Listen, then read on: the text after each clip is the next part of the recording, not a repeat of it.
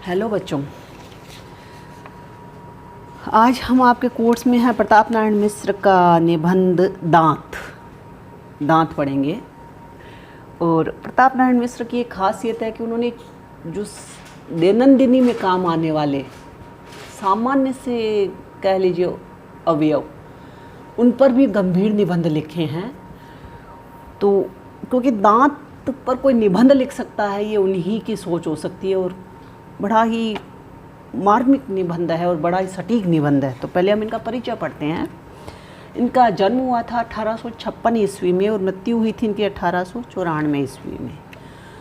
आचार्य रामचंद्र शुक्ल ने लिखा है, पंडित प्रताप नारायण मिश्र और पंडित बालकृष्ण भट्ट ने हिंदी गद्य साहित्य में वही काम किया है जो अंग्रेजी गद्य साहित्य में एडिसन और स्टील ने किया था। बाल मुकुंद गुप्त ने प्रताप नारायण मिश्र को भारतेंदु के पश्चात हिंदी गद्य का एक उज्ज्वल नक्षत्र कहा था। छोटे प्रश्नों में काम आ सकता है बच्चों तुम्हारे। बाल मुकुंद गुप्त ने किसके लिए उज्ज्वल नक्षत्र की बात कही थी?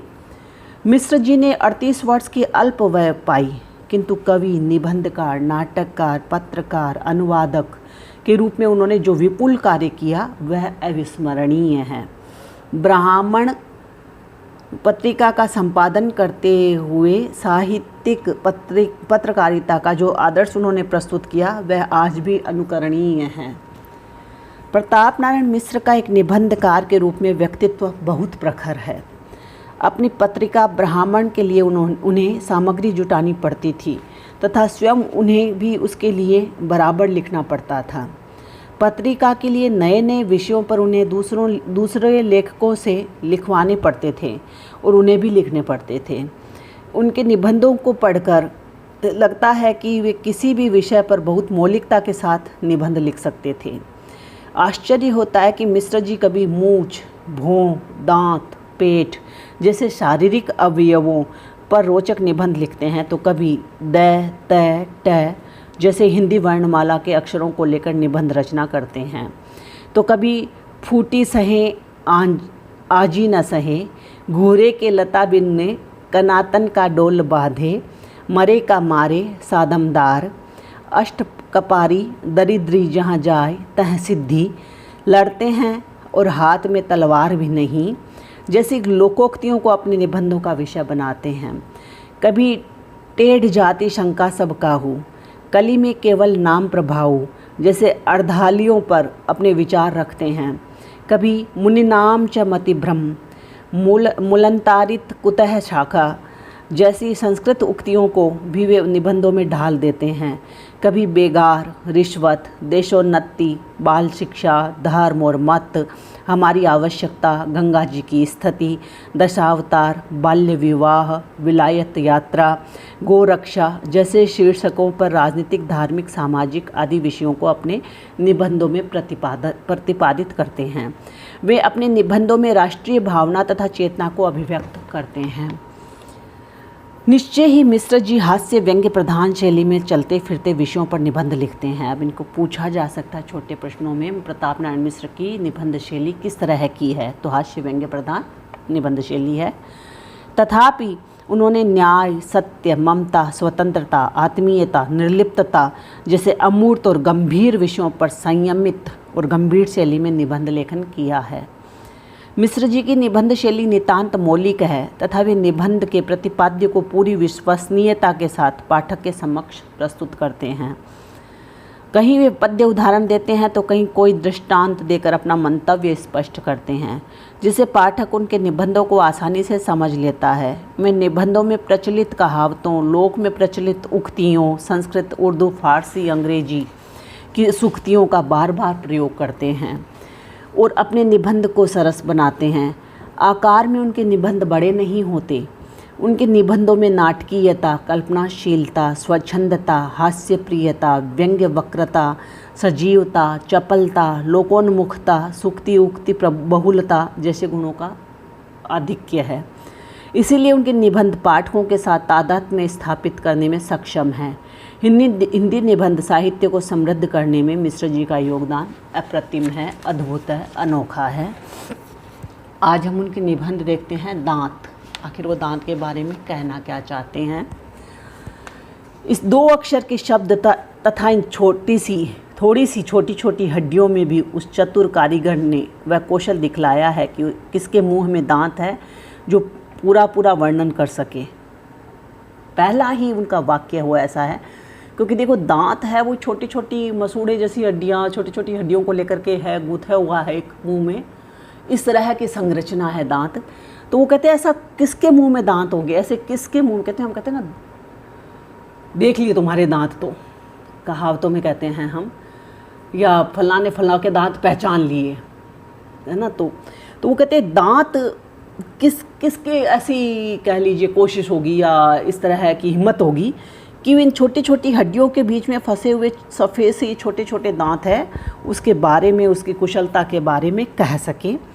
मुख की सारी शोभा और यावत भोज्य पदार्थों का स्वादु इन्हीं पर निर्भर है। वो कहते हैं मुख की सुंदरता भी ये दांत है, और सुंदर और स्वादिष्ट भोजन को चबाने का काम भी, या कह लीजिए उसका स्वाद भी इन्हीं दांतों की वजह से ही आ पाता है।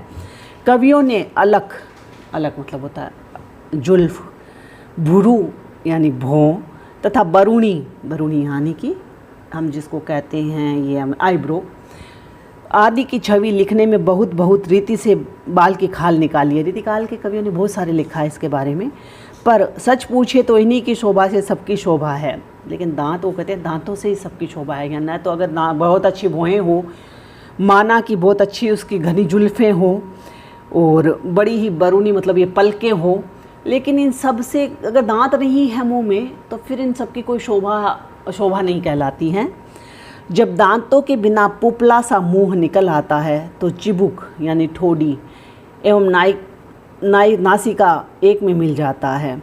अब जब मुंह में दांत नहीं होते हैं तो वो कहते हैं जब ये ठोड़ी है और नाक है, क्योंकि दांत ही है जो मुंह को एक सुंदर सांचे में ढाले हुए हैं। अगर ये नहीं होंगे तो ये नाक और ठोड़ी है वो आपस में मिले हुए रहेंगे, तो उस समय सारी सुघराई मिट्टी में मिल जाती है, सारी सुंदरता धरी रह जाती है। नैन बाण की तीक्ष्णता, अब कहते हैं बड़े ही तीखे नैन नक्शों वाली है, तो नैन बाण की तीक्ष्णता, भ्रू चाप की खिंचावट, भौं की बनावट और अलग पन्नगी का विष कुछ भी नहीं रहता। और ये बालों के लटे, कहते हैं ना ये सांप रूपी लहराते हुए घुंघराले बाल सांप के समान, ये इसका विष कुछ भी नहीं रहता, इसका नशा कुछ भी नहीं होता। कवियों ने इसकी उपमा हीरा मोती माणिक से दी है, वह बहुत ठीक है। बरंच यह अवयव कथित वस्तुओं से भी अधिक मोल के हैं। वो कहते हैं इस दांत को कवियों ने है हीरा मोती माणिक जैसी उपमाओं से नवाजा है, ये तो ठीक ही है, लेकिन ये है अवयव, यह अंग है वो इससे भी ज़्यादा महान है। यह वह अंग है जिसमें पाक शास्त्र के 6 रस एवं काव्य शास्त्र के 9 रस का आधार है। खाने का मज़ा इन्हीं से है।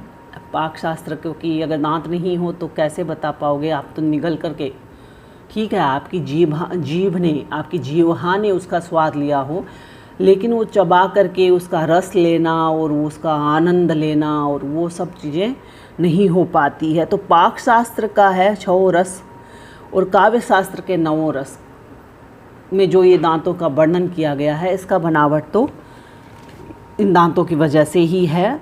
यह बात का अनुभव यदि आपको ना हो तो किसी बुढ़े से पूछ देखिए। सिवाय सतुआ को चाटने और रोटी को दूध में तथा दाल में भिगो के गले के नीचे उतार देने के दुनिया भर की चीज़ों के लिए तरस ही के रह जाते होंगे। एक तो ये देखिएगा बच्चों, पढ़ते समय इनकी हिंदी है वो शुरुआती खड़ी बोली थी, वाक्य में वो कसावट नहीं होती जो आजकल हम चाहते हैं, आजकल होती है।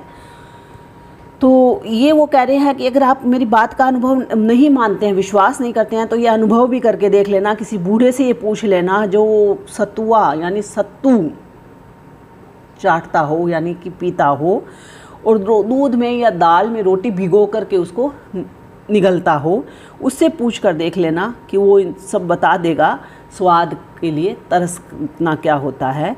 रहे कविता के 9 रस सो उनका दिग्दर्शन मात्र हमसे सुन लीजिए। अब वो कहते हैं ये तो था पाक शास्त्र का, अब वो कहते हैं कविता में जो 9 रस है उनकी बात में अगर कहूँ तो फिर वो कहता है मैं अब बताता हूँ कैसे 9 रसों में हैं, वो हम कल पढ़ेंगे। धन्यवाद बच्चों।